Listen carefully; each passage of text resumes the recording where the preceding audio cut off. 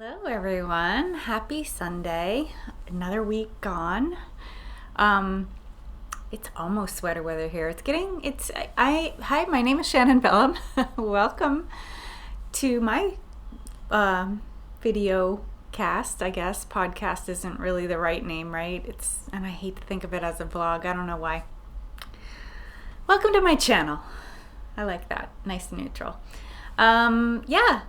I am coming to you from northern New Jersey in the United States, and it is a beautiful, beautiful weekend here, finally. We've had a lot of rain here. I'm not complaining because I grew up in the Southwest and in California, and yeah, when you've lived in very, very dry weather, it has its own little bits of problems and issues. I will take greenery and rain over dry desert. Yeah, that's me. Anyway, you're not here for that. You're not here for a climate chat. You're here for knitting, right? I'm going to talk to you a little bit about knitting this week, and I have some sewing news, which I'll get into after I've gone through the knitting. The majority of the stuff, my crafting time this week was spent on this shawl design right here, and it was really nail biting. There was a lot of ripping back and such. So just to recap for returning viewers and to inform new viewers, this is a shawl design of my own design, and that I am commissioned to make for Long Island Yarn and Farm. I was charged with making a shawl with 2 skeins, and I am out of the beige color. This like neutrally camel color is completely gone. Well, completely depends on your perspective. This is what I have left. This little dab right here. And the only way I got this little dab left was by doing some ripping out and then re-knitting. And I have this much left of the purple color. So let me tell you about the yarns, since I have now brought those into, okay, so let me show you the tag first. There is the tag, Long Island Yarn and Farm. It is a small one-woman operation on Long Island, New York, out in Yaphank, New York, and the beige is called Citrine. It's a 400-yard put-up, a little over 4 ounces, 125 grams, and it is an 80% alpaca, 20% silk blend. The purple is also Long Island Yarn and Farm. Ignore the yardage on this because this was a weird skein. They're normally 400 yards. And it is an alpaca, wool, superwash wool, and bamboo blend. And at 400 yards, it would also be a $60 skein. So my goal in making this design was to make a design that would, let me just make sure I'm turning her the right direction, that would just use 2 skeins, so that the knitter is spending about $120 on, or 2 skeins worth of yarn. And I actually think, so you're looking at this unblocked, obviously. I still have some more knitting to do. Let me take it off of Martha so you can get a good close-up view of it. So there you go. That's the knit. It is unblocked right now, so it will get much bigger. I think if you saw it was coming down to, about the end of the t-shirt, maybe a little bit longer. I expect it'll be much longer once I block it, because I've knit in some lace here, which will grow substantially, and it's alpaca, so that will also mean that it'll grow substantially, and garter. All of those things together should create a lot of growth. I am dying to get it done. It's been, like I said, it's been a very nail-biting experience. I did a lot of knitting out, ripping back, knitting out, ripping back, and I think it is now doing what I want it to do shape-wise. I think once it's blocked, it's going to be even more beautiful. It's a triangular shaped shawl, but it's a center out knit. So you start here in the middle with just 8 stitches, like right there. Yeah. And then go all the way out and start building out those wings. And the last thing for me to do with my little dab of yarn that's left is the bottom trim. I still have some live stitches here on the point. Yeah, so those need to get picked up as well as just along the whole edge here. And I think I'm just going to do a really simple, I was thinking about doing a reverse stockinette edge or maybe a 1x1 rib. I'm not really sure yet. I'm going to do a little knitting and first things is to pick up all the stitches all the way around and check my yardage. But I have, it doesn't seem substantial, but this is actually a pretty substantial amount. It's a little less than 1/5 of this skein. It's 18, I think it's 18 grams, so about 18%. So that's pretty substantial considering the other 82% is knitted in here. So I think I will be able to get a pretty nice little edge. Like I'm going for, I would love to have an inch. But if I can even get 2 or 3 rows in, that'll be something. 6 to 8 rows would be really nice. But at this point, yeah, I don't want to push it too hard. I'm a little nervous already about the fact that I really pushed the camel color hard, and I may make a couple modifications on the pattern just to keep the knitters from who buy the pattern or buy the yarn and want to make the pattern, to keep them from getting into the yarn chicken game. Not fun. And you know, honestly, if this had not been a commission design that I felt pressured to finish quickly, I probably would have put it down and really let it sit for a while and maybe even ordered more yarn if it were my own design, just because it was super uncomfortable. It was an uncomfortable spot to be in. And so it was a good lesson for me, a good experience in stamina to push myself on through the design and to push myself to just really see what happens with the yarn. It's really beautiful yarn though, my goodness. It feels so good. It's gonna be so nice next to the skin. It'll be a really nice piece to have around your neck under a coat kind of thing, or even just to be wearing in, you know, in a cool setting. And you know, alpaca and silk, they're very drapey, beautiful yarn, or beautiful fibers, and the fabric, the cloth that they've made is just really, really nice. The piece, the purple that has a little bit of bamboo in it, is instead of silk, is not quite as soft, but I think it's well suited for this this lace pattern that has been created with this very simple yarn over knit 2 together stitch. So you end up with this. It really kind of looks like a mesh, like more like a mesh than a lace, but it's technically a lace. But yeah, I think once this is blocked, you're really gonna see it. So you will see this probably one more time.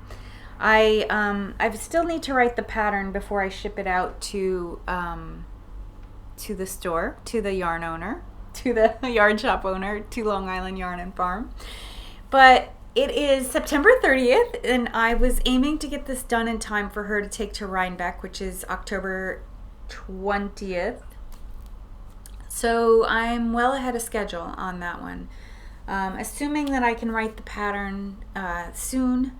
I have a ton of notes. I have the pattern partially written. It had to, of course, I had to redo a bunch of stuff because I was ripping out and reknitting, ripping out and reknitting a couple times. So yeah, that slowed me down. That slowed me down. So yeah, that has been the majority of my knit time. I did get some time in on my second design and on my Rocane, which I'll show you in a second. I realized that I didn't tell you about what I'm wearing, so I have talked about this piece in a video before now, but I am wearing the Tegna sweater by Caitlin Hunter. And I'll put a picture on screen so you can see the whole thing. I did what I called a color melt, a color blending between two related yet different colors. So I ended up, it was a 2 skein project. I didn't do sleeves, I just did a little trim on it. But I really, really love it. I love the silhouette of it. I think it's grown a bit. It seems like it's grown a bit, even though I've kept it folded. When I put it on the other day to wear to work, I don't know, it was longer than I remembered it being, but it was, it did go, I made it the length I made it because I wanted it to be the lace to end before the waistband of my pants ended. So I didn't want to show skin through the lace. I didn't want to be forced to wear a tank top under this for you know, occasions where I need to be a little more modest, like in my office. So I'm not very happy with the way the yarn is wearing. It's got a lot of, you can't really see it there, but it has a lot of pilling happening, and yeah, not really happy with that. It is a 50 wool 50 silk blend. I guess I'll just shave it. I'll be shaving it frequently. So yeah, that's what I'm wearing. That's what I have on. You can find, I'll link my project page if you're interested in the yarns that I used, knowing more about those yarns. Meanwhile, let's keep moving. In my sadness of the shawl, I did work a bit on my second Long Island Yarn and Farm design, which, you know, now that shawl is practically done, I hope to finish it tonight. I hope to finish the trimming on it tonight, and then get the pattern written during the week while I'm in the office. I may get this done in time for Rhinebeck. It'll be pretty close. This is a cardigan. It's a top-down knit all in one piece with no seaming cardigan.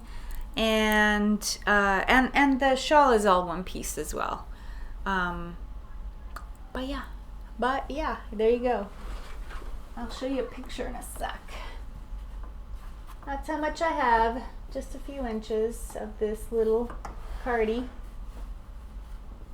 I'm really happy with the way it came out, though. I am mimicking a lot of what I did on my well, it's still unnamed, my a cardigan design that I made, my most recent design that I made for myself, for my own shop. I am using that, the specs of that sweater for the specs of this sweater, so I know that the fit of the sleeves around the shoulder and chest is going to be spot on, because that was a spot on. That was perfect fit. Love the fit of that.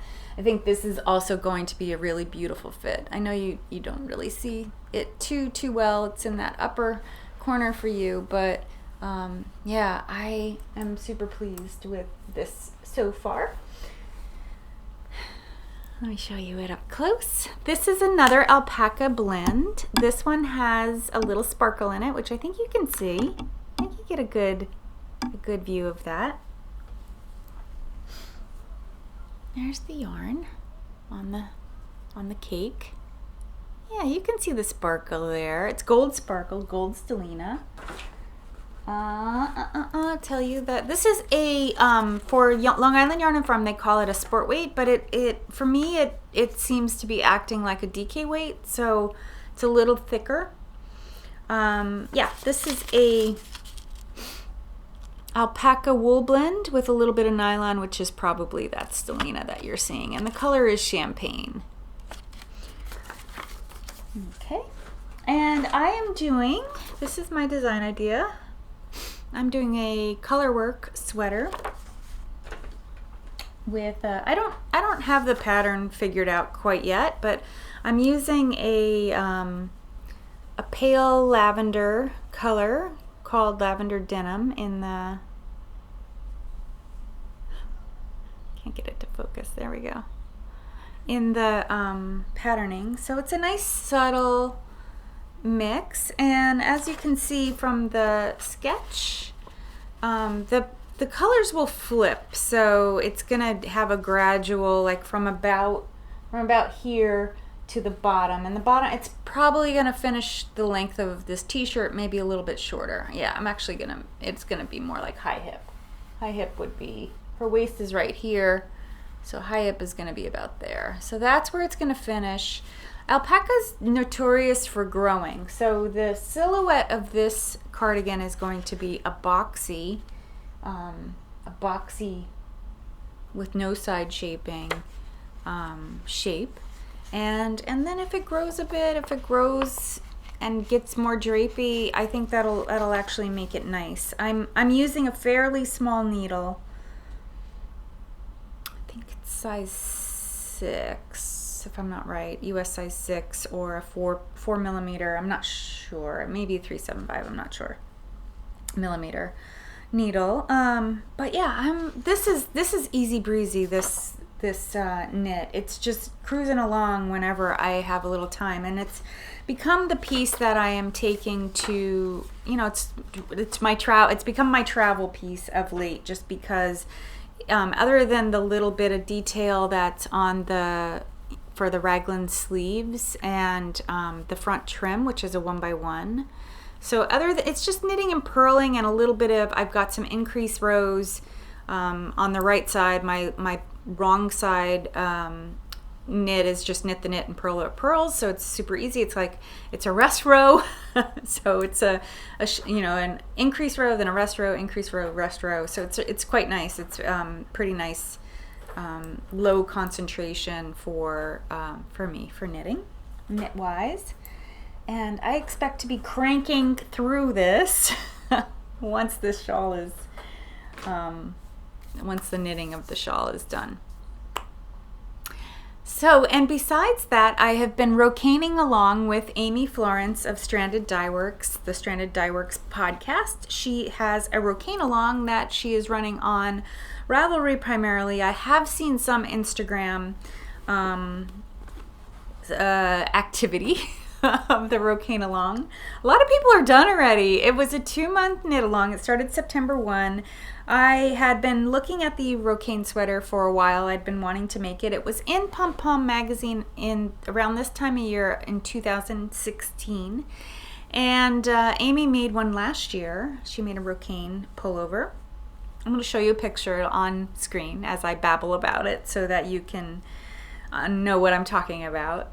And yeah, so I decided, I had the yarn, and I decided just to join along. And it's been, when I was on this mindless stockinette area, this mindless just circular knitting for about 9 inches in stockinette, it was an easy on-the-go piece to bring social knitting and knitting while I'm sitting at work grading papers.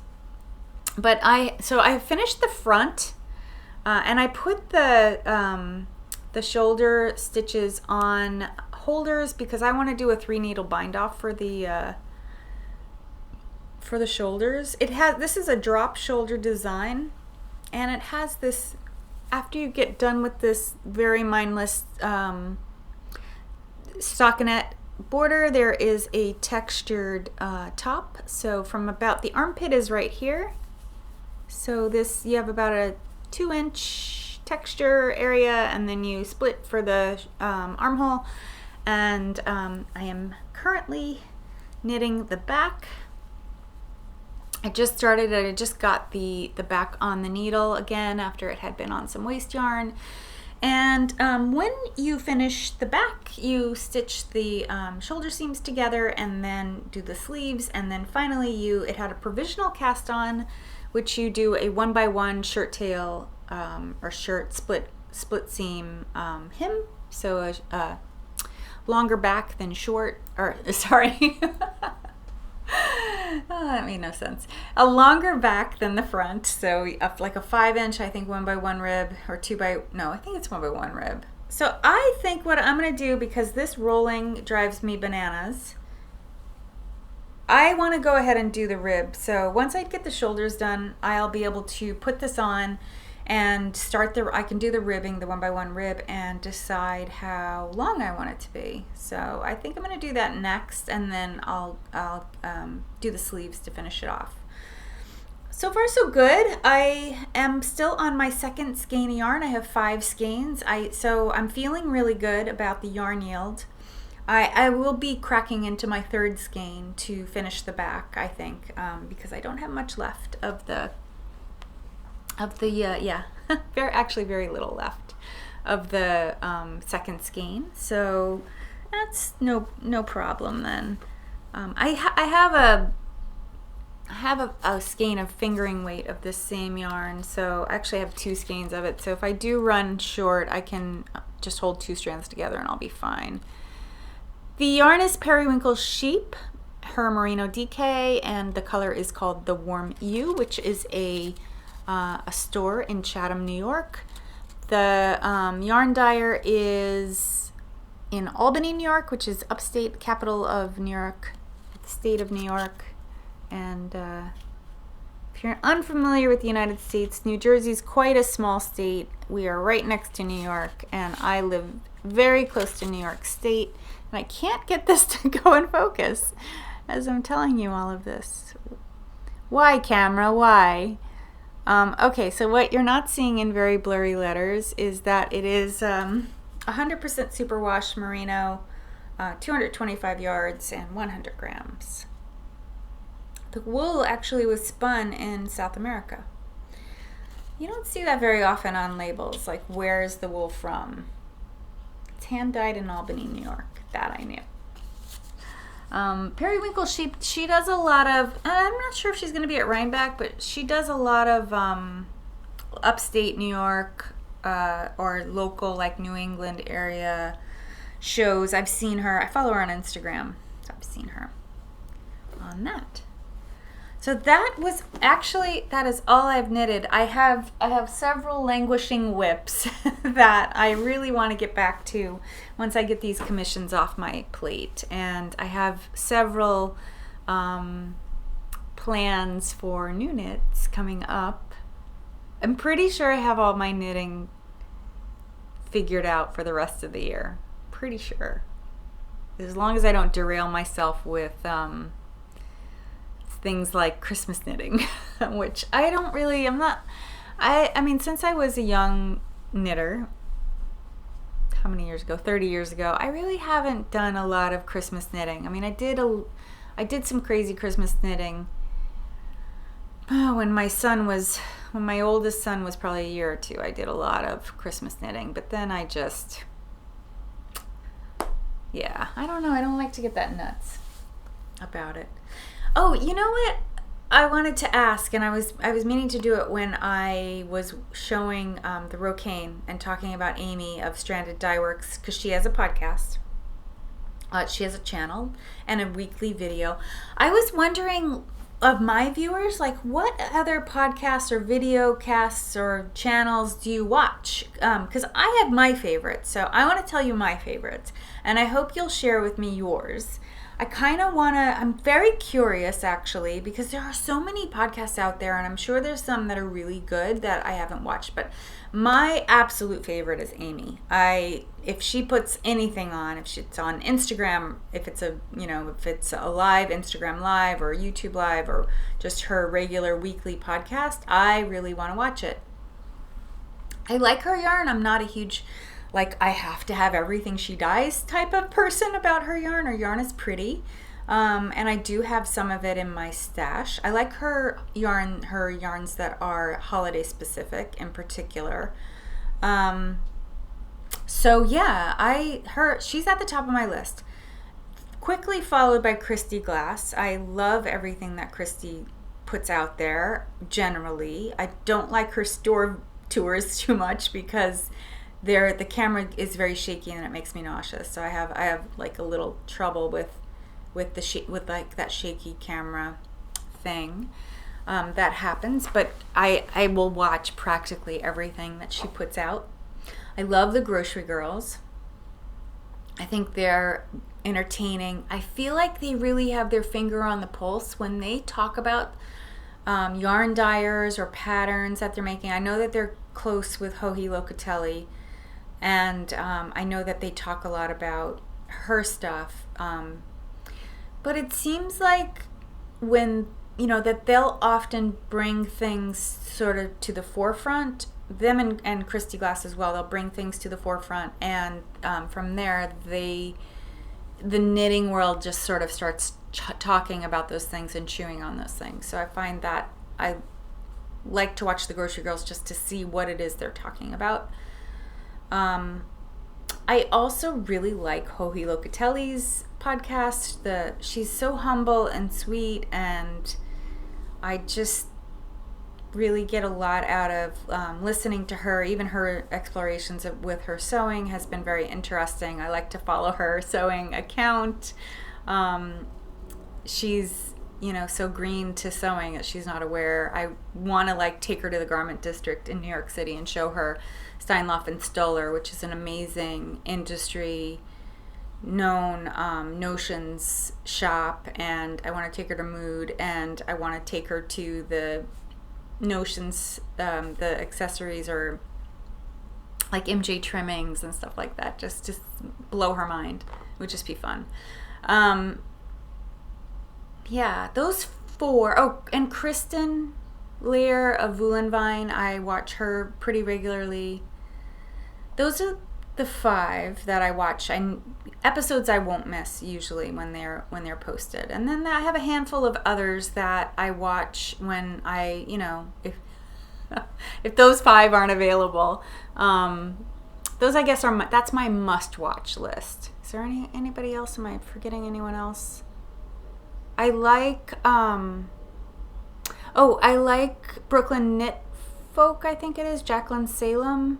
I like her frankness about stuff, just about her just openness about her experiences with whether it's yarn or fabric or anything like that. I really enjoy hearing her perspective.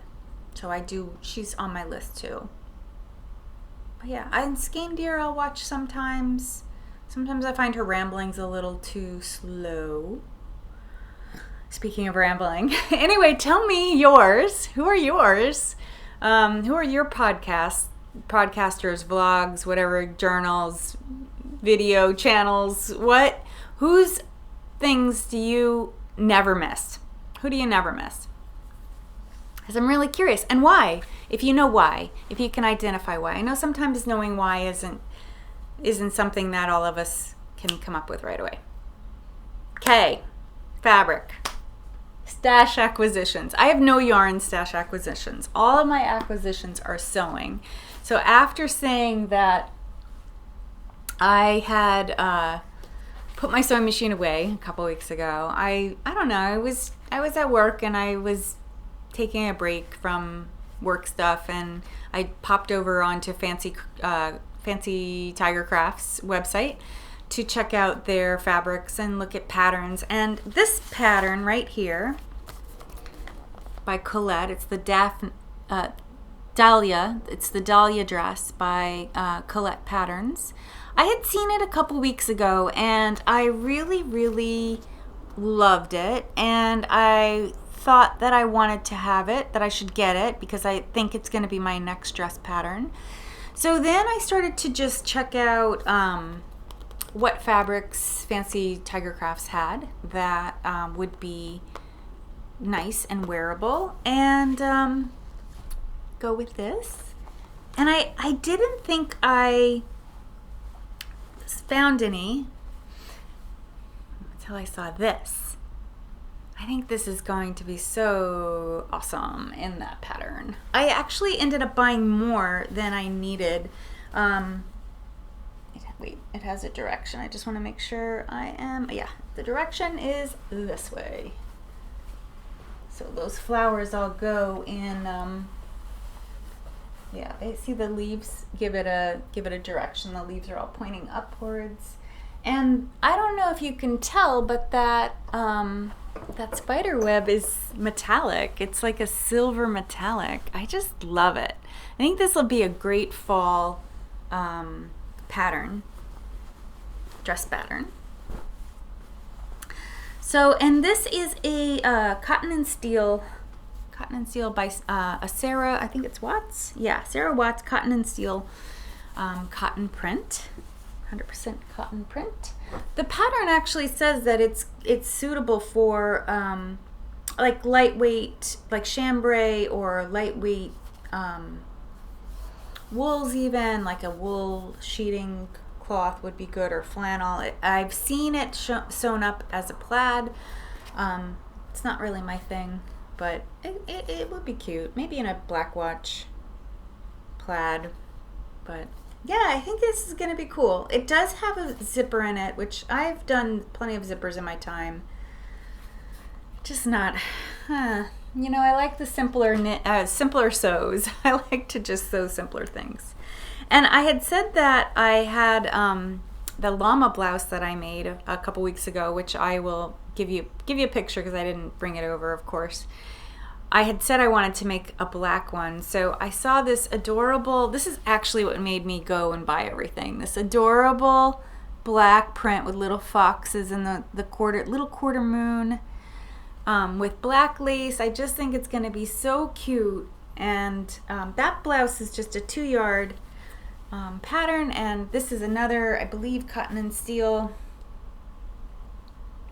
No, maybe not. Dear Stella. Dear Stella is the name of the print, the copy, or the company that printed this. But I did get it from Fancy Tiger Crafts.